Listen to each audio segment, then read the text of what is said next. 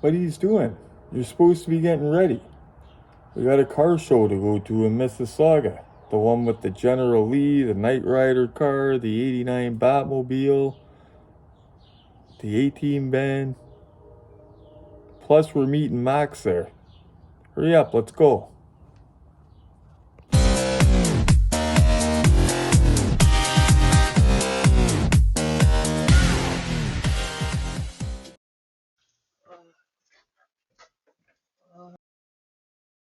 Wow, guys. Turn left onto King Street East.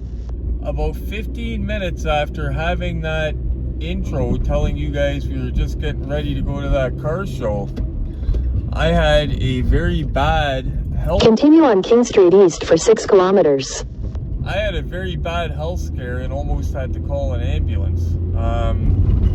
I didn't end up going, and I feel terrible about that, but I'll tell you guys what happened. So, I've been having these stomach bouts since Diane was here. This is about the 5th time it's happened. And at first I thought it was coming on because when I was a kid I was lactose intolerant. And I drink a lot of chocolate milk. And the first time it happened I drank a lot of chocolate milk. So I thought, I'm getting older, I'm drinking too much of it, maybe I'm lactose intolerant. I cut the chocolate milk out.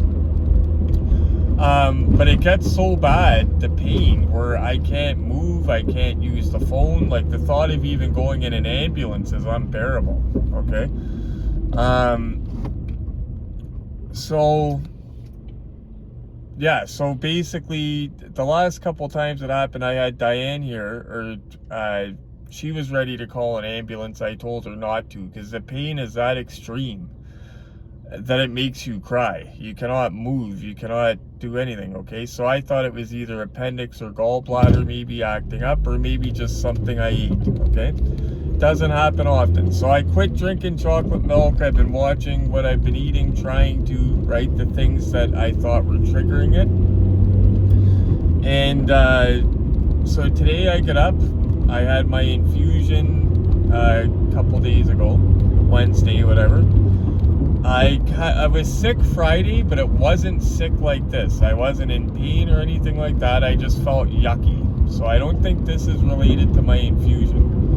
But I'm going to call the doctor tomorrow anyway and make an appointment to be safe. But I get up this morning and I'm up before the alarm. I'm feeling great. I take a shower, put on fresh clothes, and I say to Glenn, okay, get ready, Glenn, we're going to leave.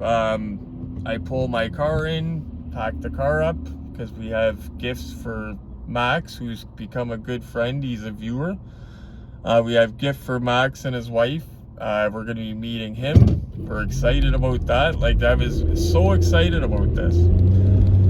Then right as we're walking out the door, like I had the car in the driveway and everything, I started getting a weird feeling, but this time it's in my diaphragm area. It's not in my lower belly like normal.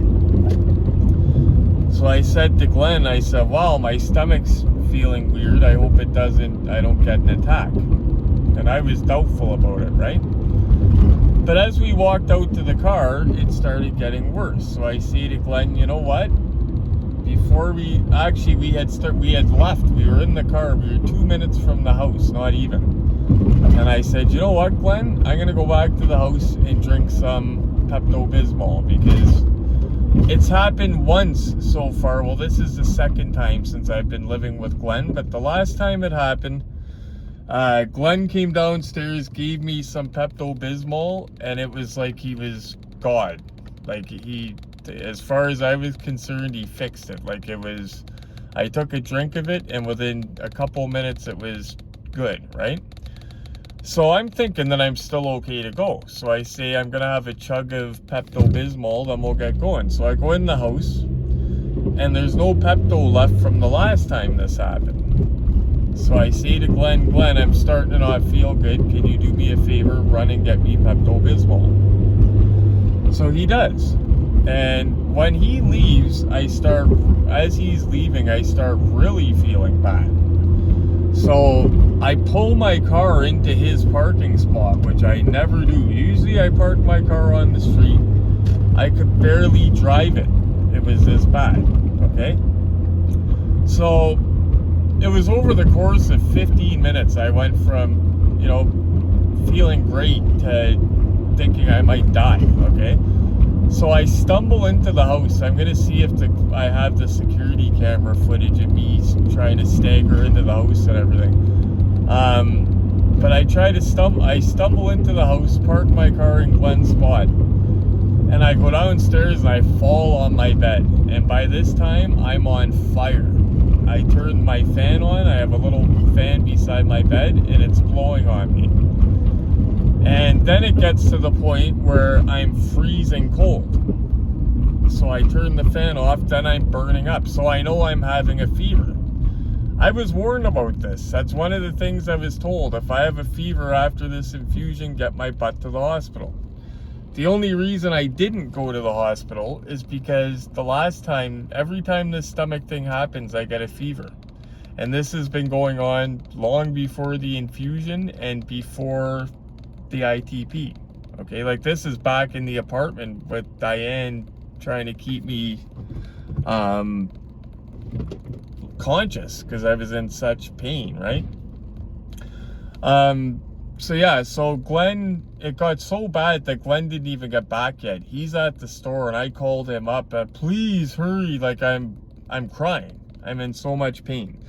I can't move from my bed, and a lot of people tell me you should have called an ambulance, stuff like that. They don't understand the pain I was in. You don't want to be touched. You don't want to move. Like, I could not picture the way I was feeling trying to get comfortable in my comfy bed, normally comfy bed. I couldn't picture sitting in an emergency room for 8 hours like that. Now, Diane told me if I would have called an ambulance, they would get me in quicker. She had similar pain and she had to get her gallbladder taken out. So that's what I'm thinking it might be. I'm going to be calling my doctor tomorrow to make an appointment about this. But this was quite a scare. Like I said, it's the 5th time it's happened. And every time it happens, the pain is so bad that it crosses my mind. Am I going to die right here? Am I going to die from this? So yeah, unfortunately, I couldn't go. And when it was coming on, I sent a voice message to Max. It was just starting to hit bad. He could probably hear it in my voice. But at that point, I still thought I was going. And I said something like, hey, Max, I'm having my stomach attack is coming on. Glenn is going to get Pepto-Bismol. We're leaving soon, or something like that. Like, I thought I was still coming. By the time Glenn got back, I was a crying mess. Now, I could take pain. Like, you guys got to think. I had a broken ankle during COVID, and I worked on a broken ankle for 2 years. And my job's not easy, or a year and a half, I would say. I have a very physically demanding job with a healthy body. I grinded my ankle up after it was broken to the point where it caused my foot arch to collapse. Okay? And it caused me to get a compensation injury in my knee. Like, I'm not a wuss when it comes to pain. And when I'm telling you that I was ready to call an ambulance, I'm not kidding around. And we can go around this guy, but he's going. But the only thing that stopped me from calling an ambulance was not being able to use my phone. Because the pain is so bad that you can't make a phone call. Like, I wouldn't have been able to tell them how to get me. Like, I would have had to explain, I'm downstairs, this and that. It wouldn't have worked, I thought. But it's that bad that when it happens, I think it's life-threatening. So I'm definitely going to be making a doctor appointment. So anybody that went to that Mississauga show today, Glenn ended up going, and I was so glad that he did. He went and met Max.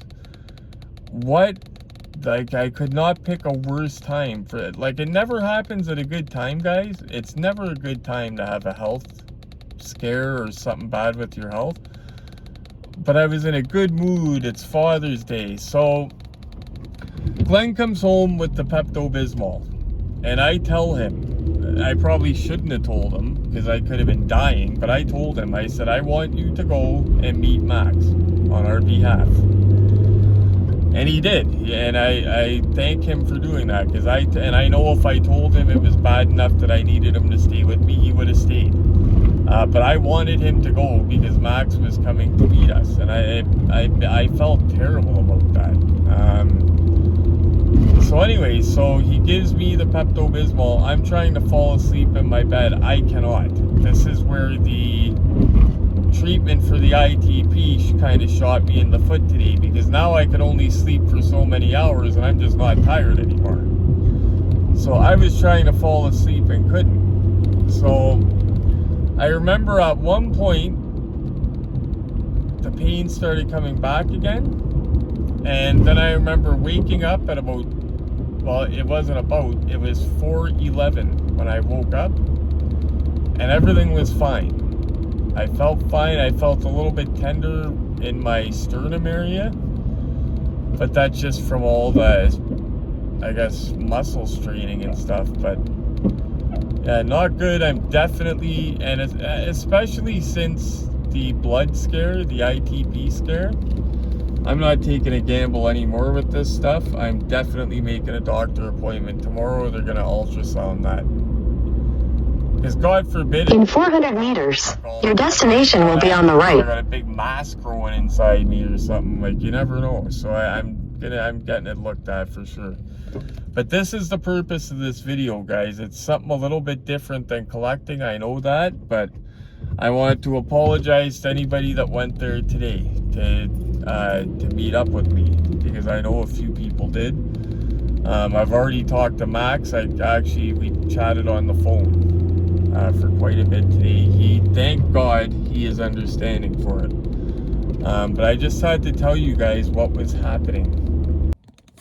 The timing of it could not have been worse. But like I said, you never plan for something like that to happen. But I would say it took 15 minutes. I went from being completely fine, like even the intro, like I was pumped, ready to go. And about 10 minutes after I did that intro for you guys, that's when that happened. Totally unexpected, like I said. So I am going to be getting looked at, and I apologize to anybody that went to Mississauga today. Because, you know, even with my videos and with lives and stuff, there was only one live that I missed doing. Yeah, if I tell you guys I'm going to do something, I do it, unless there's a good reason not to. And today I couldn't have done it. I literally was in my bed from about 11:30 till 4:11. Yeah, I was in my bed from 11:30 till 4:11. Didn't go outside, have a chooch break, nothing. Did not move out of that bed. I thank God finally I passed out somehow, because I woke up and I was much better. But as I'm getting older, I'm not screwing with my health. Before, I would put it off and everything when I was younger. I'm tough, this and that. That's what got me into this position with the ITP, was being foolish enough to think that I was cured of it.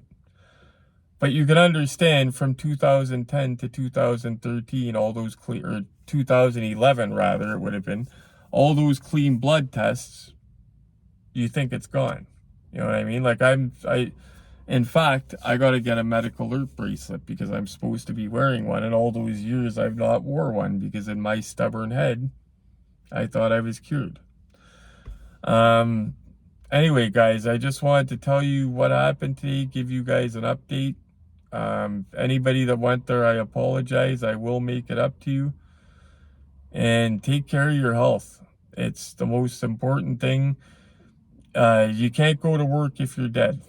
You know, you cannot work if you're dead. And that's why I took the day off Friday when I wasn't feeling right. After the infusion, they told me within 48 hours I might not feel right. I said I almost died from neglecting because that's what it was from, guys, neglecting myself. If I was doing my blood test, I would have known I was very sick. So that's what it was. I was neglecting myself. So I'm not going to be doing that anymore, especially now that I'm getting older. Perish saying that, but yeah, I was also naive to think that I lost 100 pounds because I quit drinking ice caps. But I I started trying to lose weight. The doctor told me to try to take 40 pounds off my frame because it would help my ankle heal quicker and it would get me back to work quicker. And according to the specialist, I killed it getting back to work because I was supposed to be off for 8 months to a year. But I went back before I should have went back. I'll say that. But I'm not going to be doing that stuff anymore is the point. That's why Friday, I didn't go to work because I didn't feel right. And when it comes to your health, guys, in your life, you only got one life. Take care of it. I'm starting to learn that now. It's funny because it's now when I'm sober that it's all happening. Yeah. Anyway, guys, thank you so much for watching. Sorry it wasn't a cool unboxing. It was kind of a boring health update, but I just wanted to keep you guys in the loop. I feel better now. I'm just a little bit tender here, but I feel better. Earlier, I wouldn't have been able to be talking to you guys. I'll put it that way. Yeah, that's about it, guys. Hope you enjoyed the update with the Knight Rider car. Sorry I could not make it to Mississauga today. Leave in the comments if you did go. I know that our buddy Max went, and that was awesome. Chico, I will be checking out your video tonight. If you're watching this video, Chico, I was told that you mentioned us in a video. And last night I went to bed early because we were going to do this today. But you said you were making one of the Knight Rider car, and I didn't forget that. So I'm going to be checking that out tonight, actually. So anyway, guys, thank you so much for watching. Please smash the like button. Your health. It's one for that. Hit the subscribe for me and share. And as always, guys, happy hunting. This beat is stupid grimy, that's a Cobra Kai kick. There's some open eyes, shit open eyes when I spit. I get riled up like dogs around the postmaster. The dough stack up with no manner. I'm cracking